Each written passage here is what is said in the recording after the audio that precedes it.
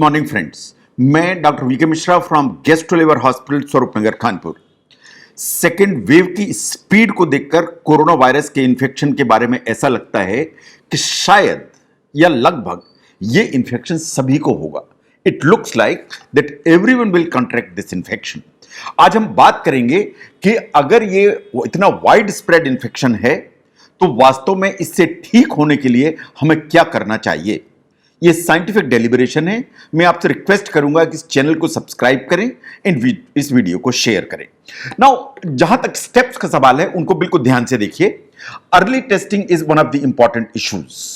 Home isolation if it is permissible is important issue. आप अगर home isolation में हैं तो आपको मॉनिटरिंग के एक सिस्टम डेवलप करने की जरूरत है। Diet is important issue. आप जो है ना सिर्फ निलोरली नहीं रह सकते, आपको एक ठीक होलसम डाइट की जरूरत है। इसके बाद आपको मॉनिटरिंग करनी है कि आपको सिम्टम कहां से आए, वो डेज कैसे हैं, और डे के हिसाब से अपने सिम्टम्स को केयरफुली वॉच करना पड़ेगा। आपको देखना पड़ेगा कि डेज के हिसाब से राइट टाइम पर क्या इन्वेस्टिगेशन की जरूरत है एंड उस इन्वेस्टिगेशन के आधार पर किस एक्शन की जरूरत है। एंड ये बात बिल्कुल सही है कि अगर जो कोर्स है वो सही चल रहा है या आपके डिजीज की प्रोसेस ठीक मूव कर रही है या फ्लक्चुएशंस हो रहे हैं तो राइट टाइम पर क्या डिसीजंस लेने की जरूरत है एंड वास्तव में क्या इंटरवेंशन करने की जरूरत है। नाउ सबसे पहले देखिए कि अर्ली टेस्टिंग की किसे जरूरत है। नाउ अगर आपकी फैमिली में कोई पॉजिटिव है, अब किसी को भी पॉजिटिविटी है तो आपको टेस्ट कराने की जरूरत है, बिकॉज सेकेंड वेव में ये जो इंफेक्शन है बहुत स्पीड से फैल रहा है। जब भी कोई पर्सन पॉजिटिव होता है उसको सिम्टम्स आते हैं, या जैसे से फॉर एग्जांपल खांसी हुई, सर्दी हुई, जुकाम हुई, बुखार आया, जब ये सिम्टम्स आते हैं साइंस ऐसा मानती है कि उसके 2 दिन पहले से ये जो व्यक्ति है या ये जो पर्सन है ये वास्तव में वायरस को शेड करने लगता है। इसका मतलब यह है कि सिम्टम्स आने के 2 दिन पहले वायरस ऑलरेडी उसकी सांस में, खांसी में, छींक में आने लगता है। तो अगर आपके घर में कोई भी पॉजिटिव है तो आपको टेस्ट कराने की जरूरत है। नाउ अगर आप ऐसे वर्क प्लेस में काम करते हैं कि आपके कलीग्स में से कोई पॉजिटिव है तो आपको टेस्ट कराने की जरूरत है। नाउ आपने किसी फैमिली फ्रेंड को विजिट किया एंड विजिट करने में आपको पता लगा कि ये व्यक्ति या फैमिली में कोई पॉजिटिव है तो शायद आपको टेस्ट कराने की जरूरत है। नंबर 4, अगर आपको कोई भी माइनर सिम्टम्स आते हैं, आपको छींकें आ रही हैं, सर्दी जुकाम है, स्टफी नोज है, रनिंग नोज है, हल्का सा भी फीवर महसूस होता है, तो जितना वाइड स्प्रेड सेकंड वेव है, मैं आपको सलाह दूंगा कि आपको अपना टेस्ट कराने की जरूरत है। इसके अलावा मान लीजिए कि आपने कुछ ऐसी चीजों में पार्ट लिया है, जैसे आप एक मैरिज अटेंड करने गए हैं, आप बहुत क्राउडेड प्लेस में गए हैं, आप कहीं कोई सोशल गैदरिंग में गए हैं, आपने ऐसा ट्रेवल किया है, आप कुंभ नहाने गए हैं, तो आपको वास्तव में आके अपना जो आरटीपीसीआर है या जो टेस्ट है फॉर कोरोना वो कराने की जरूरत है। इसके अलावा there are certain high risk group, अगर उनको हल्के से माइनर से भी सिम्टम्स हैं तो उनको टेस्ट जरूर कराना चाहिए। अगर ओल्ड एज है, that is more than 65, the people with all ages, लेकिन कोमार्बिड इलनेसेस हैं, जैसे डायबिटीज है, हार्ट की बीमारी है, हाइपरटेंशन है, क्रोनिक रीनल फेलियर है, अगर ये है तो इनको कराने की जरूरत है। नंबर 3 पर आते हैं प्रेग्नेंट फीमेल्स। अगर हल्के से भी सिम्टम्स है एंड प्रेगनेंसी है तो आपको टेस्ट कराने की जरूरत है। एंड नंबर 4 पर आते हैं कि all person with the disabilities, चाहे वो सेरेब्रल पैल्सी हो, कोई भी डिसेबिलिटी हो, लेकिन अगर हल्के से भी सिम्टम्स हैं तो साइंटिफिक रिकमेंडेशंस आर कि आपको टेस्ट कराने की जरूरत है। नाउ अगर टेस्ट कराना है तो कौन सा टेस्ट कराएं? Number 1 is the rapid antigen test. इसकी रिपोर्ट 30 मिनट के अंदर मिल जाती है। जो रैपिड एंटीजन टेस्ट है ये बहुत स्पेसिफिक है, बहुत सेंसिटिव है।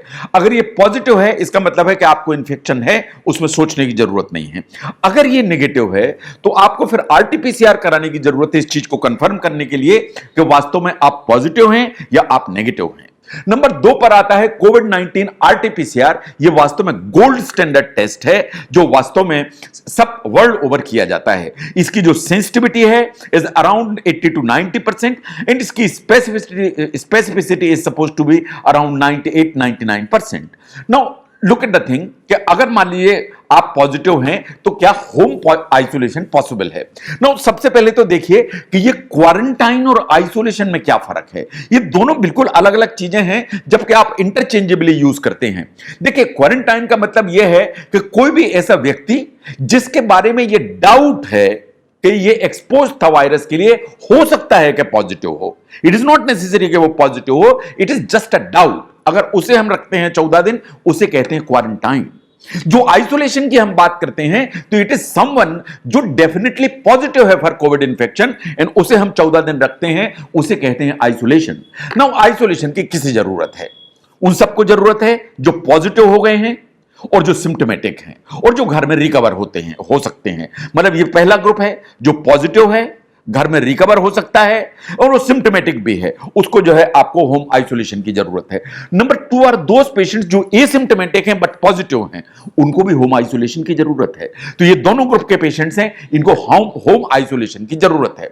नो, अगर आप होम आइसोलेशन में जाते हैं या आपकी फैमिली का कोई मेंबर है वो होम आइसोलेशन में जाता है तो आपको क्या स्टेप्स लेने की जरूरत है? नंबर 1, आपको सेपरेट रूम चाहिए।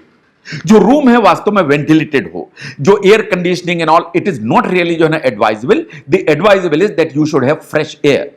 नंबर 3, अगर पॉसिबल है तो सेपरेट बाथरूम होना चाहिए। अदरवाइज अगर आप कॉमन बाथरूम में इस्तेमाल करते हैं तो एक एडिक्वेट टाइम स्पेसिंग होने की जरूरत है। नाउ गवर्नमेंट ने कुछ जो है आइसोलेशन फैसिलिटीज रन की हुई हैं, आप उन आइसोलेशन फैसिलिटीज को यूटिलाइज कर सकते हैं। जो L1 लेवल है वो उसी तरह की एक आइसोलेशन फैसिलिटीज है जिसमें आप रह सकते हैं, आपकी मॉनिटरिंग भी हो सकती है। In some states there are some budget friendly covid hotels also जिन्हें आप ऑप्ट कर सकते हैं, जो आइसोलेशन के लिए बहुत फीजिबल एंड सुटेबल होती हैं। Now which are the other steps which you should take? आपको जो घर के दूसरे मेंबर्स हैं उनसे किसी भी तरह का कोई कांटेक्ट करने की जरूरत नहीं है, ना कांटेक्ट रखने की जरूरत है। साइंटिफिकली इवन जो पेट्स हैं, डॉग्स हैं, कैट्स हैं, इनसे भी आपको दूर रहने की जरूरत है। आपको कोई भी जो पर्सनल आइटम्स हैं जैसे कप्स हैं, मग्स हैं, टॉवल्स हैं, अटेंसिल्स हैं, बर्तन हैं, इनको शेयर करने की जरूरत नहीं है। They have to be entirely separate. अगर आप सिम्टोमेटिक हैं, आप पॉजिटिव हैं, आप होम आइसोलेशन में हैं, तो आपको मास्क ऑल 24 आवर्स पहनने की जरूरत है। आपके पास में कुछ इंस्ट्रूमेंट्स होने चाहिए, कुछ चीजें आपको होने चाहिए, उनको आप ध्यान से देखिए। आपके पास में पल्स ऑक्सीमीटर होना चाहिए ताकि आपका ऑक्सीजन का लेवल मॉनिटर किया जा सके। आपके पास में थर्मामीटर होना चाहिए सो दैट आपका जो एक टेंपरेचर है उसको मॉनिटर किया जा सके। आपके पास में डिजिटल बीपी इंस्ट्रूमेंट होना चाहिए, इन पर्टिकुलर अगर आपको ब्लड प्रेशर की बीमारी है एंड आप ब्लड प्रेशर की दवा लेते हैं। नंबर 4, आपके पास में ग्लूकोमीटर होना चाहिए अगर आप डायबिटिक हैं एंड डायबिटीज की मेडिसिन लेते हैं। इसका मतलब यह है कि ये 4 बेसिक इंस्ट्रूमेंट्स हैं जो आपके पास में होना चाहिए, that is pulse oximeter, thermometer, digital BP instrument and glucometer. So these are the things we should have. No, जहां तक मेडिसिन का सवाल है, इसके लिए मैं आपको सलाह दूंगा कि आप अपने डॉक्टर से कंसल्ट करिए, because there are kits which are available for home isolation for COVID-19 patients। But मोटे तौर पे समझिए कि मेडिसिन आपको सिर्फ 3 चाहिए। नंबर 1 पर चाहिए पैरासिटामॉल, जो आपको सिर्फ बुखार से छुटकारा दिलाती है। जो पैरासिटामॉल है वास्तव में आप 650 मिलीग्राम लेते हैं 1 टेबलेट अगर आप एडल्ट हैं, और इसको आपको दिन में 3 बार 4 बार तक ले सकते हैं। अगर 4 बार लेने के बावजूद भी आपका फीवर नहीं जाता है तो साइंस ऐसा मानती है कि इसके साथ में आप नेप्रोक्सॉन की गोली ले सकते हैं 250 मिलीग्राम ट्वाइस ए डे।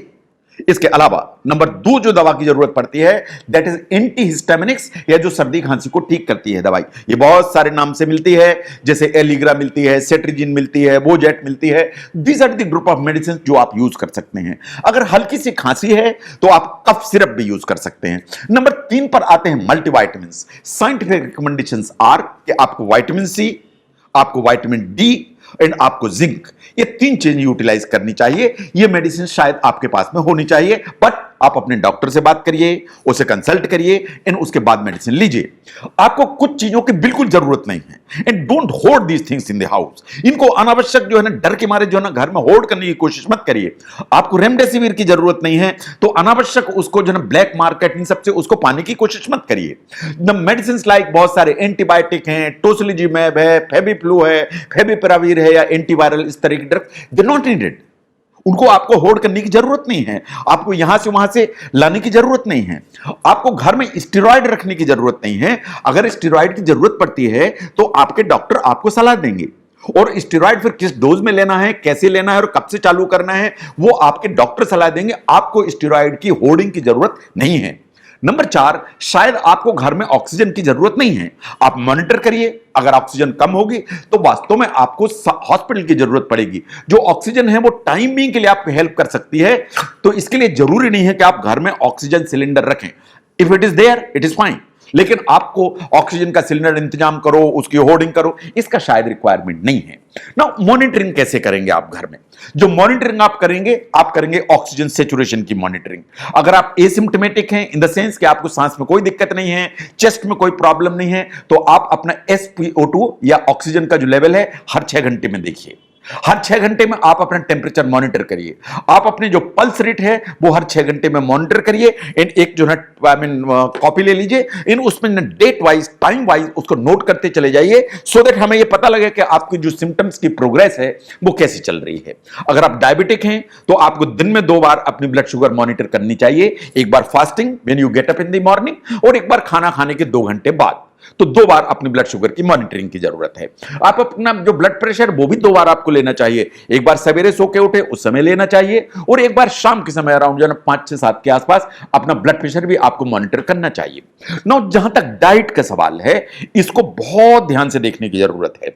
हमारी डाइट में 3 जो है वास्तव में जैसे मेजर जो कंपोनेंट होते हैं या मैक्रो न्यूट्रिएंट जिन्हें कहते हैं, they are carbohydrates, they are proteins, they are fats. By and large हमारी जो डाइट है उसमें 60% के आसपास कार्बोहाइड्रेट होने चाहिए। हमें कार्बोहाइड्रेट कहां से मिलते हैं? हमें कार्बोहाइड्रेट राइस से मिलते हैं, हमें गेहूं से मिलते हैं, जितने भी होल ग्रेन्स हैं इनसे सभी से हमें वास्तव में कार्बोहाइड्रेट्स मिलते हैं। हमको प्रोटीन ठीक मात्रा में लेना चाहिए। प्रोटीन कहां से मिलेंगे? प्रोटीन आपको छेने से मिलेंगे, पनीर से मिलेंगे, गाढ़ी दाल से मिलेंगे, चना है उससे मिलेंगे, मटर से मिलेंगे, अंडे से मिलेंगे। ये दीज आर दी सोर्सेज जिससे आपको प्रोटीन ठीक मात्रा में मिलेगा। सोयाबीन है, इससे आपको ठीक मात्रा में मिलेगा। तो प्रोटीन अप्रोक्सीमेटली 25 ग्राम आपको लेने की जरूरत है। Now then there is fat. आपको जो फैट है वो अच्छी क्वालिटी का फैट लेना चाहिए, पॉली अनसेचुरेटेड या मोनो अनसेचुरेटेड फैट, इसे आपको यूटिलाइज करना चाहिए। थोड़ी मात्रा में घी भी इस्तेमाल किया जा सकता है। इसका मतलब है कि अगर आपके 100 कैलोरीज हैं तो उसमें से 60 कैलोरीज जो है ना कार्बोहाइड्रेट होनी चाहिए, 25 कैलोरी आपकी प्रोटीन होनी चाहिए, एंड अप्रोक्सीमेटली 15% के आसपास फैट की अमाउंट होना चाहिए। इसके अलावा आपको कम से कम 3 से 4 से 5 सर्विंग फ्रूट्स की इस्तेमाल जरूर करनी चाहिए। आपके खाने में वेजिटेबल्स की मात्रा ठीक होनी चाहिए। इन आपको ऑन एन एवरेज रोज कम से कम 3 लीटर के आसपास लिक्विड्स लेने की जरूरत है। That includes water, coconut water and fruit juices. ये 3 चीजें इस्तेमाल करना चाहिए। तो diet is one of the very very important issues apart from rest, exercise and medication, जो आपको होम आइसोलेशन में जरूरत है। तो अगर आप पॉजिटिव हैं, जो मुझे ऐसा लगता है कि इस सेकंड वेव के एक्सपीरियंस को देख के कि शायद पूरी की पूरी पॉपुलेशन को किसी न किसी स्टेज पे कोविड का जो इंफेक्शन है वो डेवलप होगा। इफ दैट इज सो, तो अगर पॉजिटिविटी आती है और होम आइसोलेशन में जाते हैं तो आपको क्या करना चाहिए? अगर इसको समझने में ये वीडियो आपको हेल्प करता है तो उसको जरूर शेयर करें। मैं doctor V K Mishra from gastro लेबर hospital, Swaroop Nagar, Kanpur. Thank you very much.